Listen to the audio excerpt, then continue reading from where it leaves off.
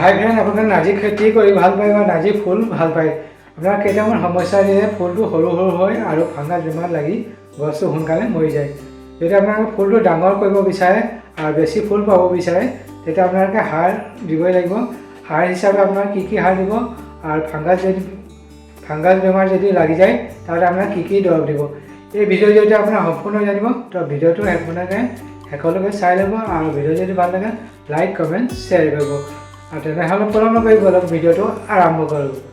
এই নাৰ্জী পুলি ৰুবৰ কাৰণে মই প্ৰথমে শুকান গোবৰ, কেঁচুসাৰ আৰু মাটি তাৰ লগত অকণমান কক'পিট মিক্স কৰি দিছোঁ যাতে মাটিটো ফৰফৰীয়া হৈ থাকে। যদি মাটি জেক থাকে আপোনাৰ ফাংগাছ বেমাৰটো লাগি যাব পাৰে, সেইকাৰণে কক'পিটটো অকণ মিক্স কৰি দিছোঁ যাতে মাটিটো ফচফচীয়া হৈ থাকে। লগতে আপোনালোকে চূণটো দিব পাৰে, তাৰ লগত আকৌ ফাংগাছ বেমাৰৰ কাৰণে যোনটো চাপ আছে, ইণ্ড'ফিল আছে, সেইখিনি আপোনালোকে মাটিত মিক্স কৰি ল'ব।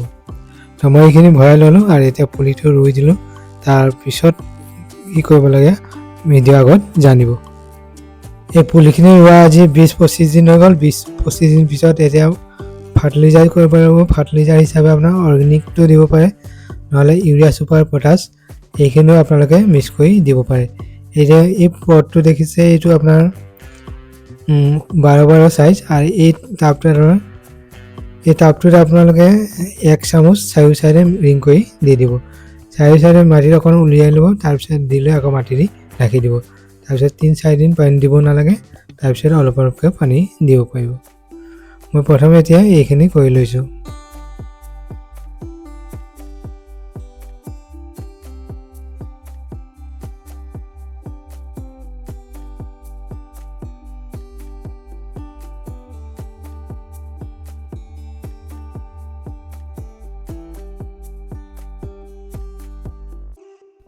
এয়া মই অৰ্গেনিক সাৰ দিছোঁ, এইটো জৈৱ সাৰ বুলি কয়। এইটো আপোনালোকে সকলো সাৰৰ দোকানতে পাই যাব। তো মই এইখিনি প্ৰথমে অৰ্গেনিকখিনি দি দিছোঁ, তাৰপিছত ইউৰিয়া ছুপাৰ পটাছ যোনখিনি থাকে সেইখিনি চাইডে চাইডে দি তাৰপিছত মাটি দি ঢাকি দিম।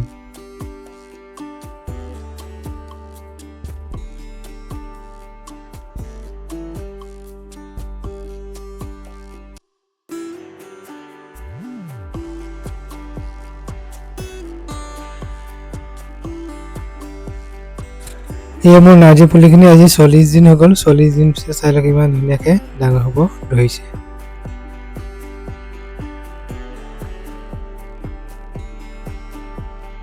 এয়া নাৰ্জী পুলিখিনি আজি মোৰ 50 দিন হৈ গ'ল। 50 দিন পিছত চাই লওক এয়া কলি, যোনটো প্ৰথম কলি আহে সেই কলিটো আপোনালোকে নিশ্চয় ছিঙি দিব, তেতিয়া আপোনাৰ ডাল মাৰিব। যদি আপোনাৰ সেই কলিটো ছিঙি নিদিয়ে তেতিয়া ফুলটো যেতিয়া ফুলি যাব গছটো ডাঙৰ নহয় আৰু বেছি পোখা নামাৰে। সেইকাৰণে যোনটো প্ৰথম কলি আহে সেই কলিটো চবতে ছিঙি দিওঁ। মই এয়া যিমান কেইটা ৰুইছোঁ সেই গোটেইকেইটা কলিটো ছিঙি দিছোঁ।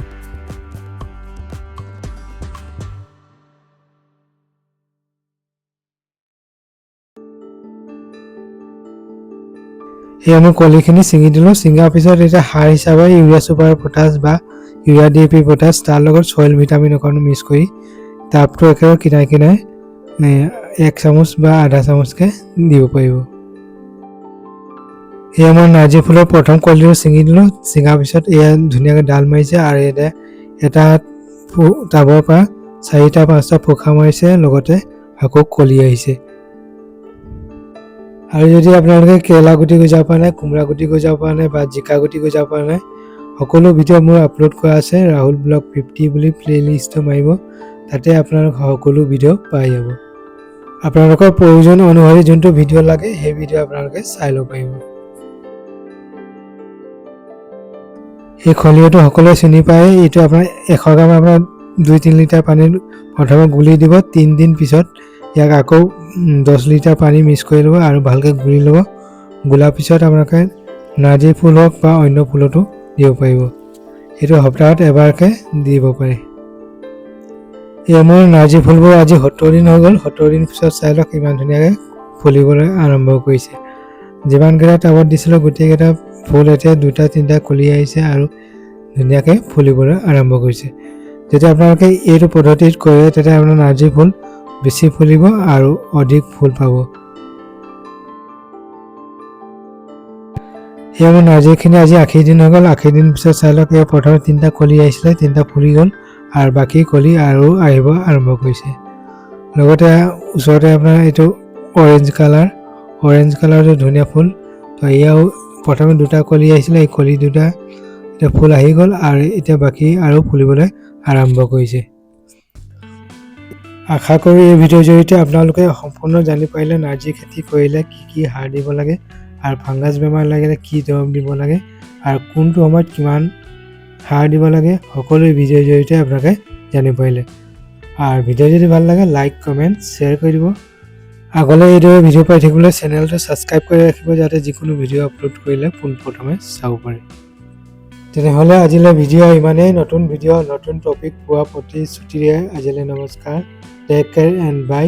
জয় হিন্দ, জয় ভাৰত। ভিডিঅ' চোৱাৰ বাবে হৃদয়ৰ পৰা ধন্যবাদ। থেংক ইউ ফৰ ৱাচিং ভিডিঅ'। বাই।